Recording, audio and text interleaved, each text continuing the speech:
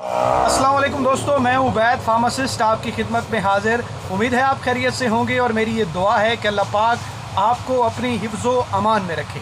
दोस्तों, आज जो बात मैं आप लोगों के साथ शेयर करने वाला हूँ ये इंतहाई अहमियत की हामिल है। इसको अपने दिमाग में संभाल के रखिएगा और अपने दोस्तों को भी बताइएगा, क्योंकि उसकी वजह यह है कि बात बहुत इंपॉर्टेंट है हेल्थ इश्यूज़ के हवाले से। और ये क्वेश्चन मुझे बार बार पूछा जा रहा है, तो मैंने कहा इसके ऊपर एक शॉर्ट वीडियो बनाई जाए।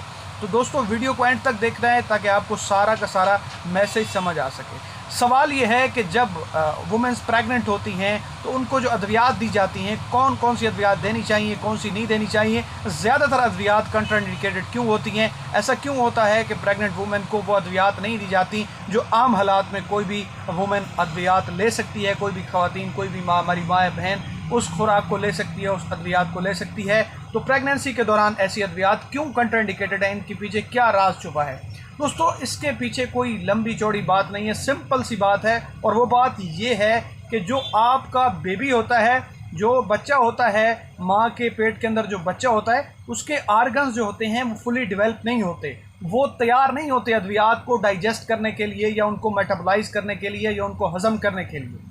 तो जब जितनी भी चीज़ें माँ ले रही होती है, जो माँ जिसके पेट के अंदर बच्चा है, वो जो भी दवाई लेती है, जो भी खुराक लेती है, वो एक प्लेसेंटा, एक खुराक की नाली जो कनेक्ट करती है माँ को बच्चे के साथ, उसके थ्रू उसके जिस्म के अंदर वो तमाम तर अद्वियात, वो तमाम तर खुराक, वो तमाम तर चीज़ें जो माँ के खून का हिस्सा बन रही होती हैं, माँ के जिस्म का हिस्सा बन रही होती हैं, वो तमाम तर चीज़ें फिर इनडायरेक्टली तौर पे बच्चे की जिस्म का भी हिस्सा बन रही होती हैं। तो ये तमाम तर चीज़ें फिर उसको वैसे इफ़ेक्ट कर रही होती हैं जिस तरह के वो तमाम तर चीज़ें माँ के ब्लड के थ्रू, वो डाइजेशन के थ्रू, प्रोसेस के थ्रू उसके बच्चे की तरफ जाती हैं। तो हमें ये ख्याल रखना होता है कि हम वो खुराक इस्तेमाल कराएं जो बच्चे को कम से कम इफ़ेक्ट करें। क्यों? उसकी वजह ये होती है कि जो माँ होती है उसकी तो एज ज़्यादा होती है, उसके जो आर्गन्स होते हैं वो फुली डेवलप हो चुके होते हैं, उसका दिल डेवलप हो चुका है, उसके गुर्दे डेवलप हो चुके हैं, उसके लिवर डेवलप होते हैं, उसका दिमाग डेवलप हो चुका है, इवन कि उसकी तमाम तर बॉडी फुली डेवलप होती है। वो एक एडल्ट ह्यूमन होता है, जबकि जो बॉडी के अंदर बच्चा, जो फीटस होता है, वो अभी डेवलपिंग स्टेज के ऊपर होता है। तो वो तमाम तर अद्वियात जो आप लेते हैं जो कंट्राइंडिकेटेड हैं, बहुत कम अद्वियात हैं जो कि दी जा सकती हैं, वो भी एक सेफ्टी मेजर्स के तहत। तो वो तमाम तर जो साल्ट होता है मेडिसिन का, जो केमिकल का, वो बॉडी के अंदर फिर उसके थ्रू, माँ के थ्रू बच्चे की तरफ जाता है और बच्चे की सेहत को इफ़ेक्ट कर सकता है। तो ये थी एक आइडिया, ये एक जो क्लियर आपको करने के लिए मैंने एक कहानी सुनाई।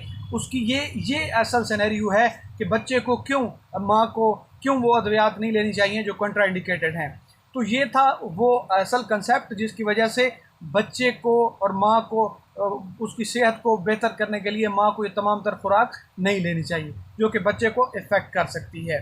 तो उसके आर्गन डेवलप नहीं होते, इसलिए आप जो भी खुराक इस्तेमाल कराएं, जो भी मेडिसिन इस्तेमाल कराएं, अपने मुस्तनद डॉक्टर से मशवरे के बाद उस प्रेग्नेंट वुमेन को, अगर उसको दर्द है, अगर उसके जिस्म के अंदर कोई किसी किस्म का इन्फेक्शन हो गया है, उसको एलर्जी हो गई है, तमाम तर चीज़ों को, जो भी मसाइल आपको रिपोर्ट हो रहे हैं, तो आपने अपने क्वालिफाइड फार्मासिस्ट या डॉक्टर से रब्ते के बाद ही उसको मेडिसिन देनी है ताकि आपका बच्चा सेहतमंद रहे और आपको मसाइल का सामना ना करना पड़े। उम्मीद है आपको मेरी ये वीडियो पसंद आई होगी। अगर पसंद आई है तो लाइक करें, शेयर करें। Thank you so much. अल्लाह हाफ़िज़।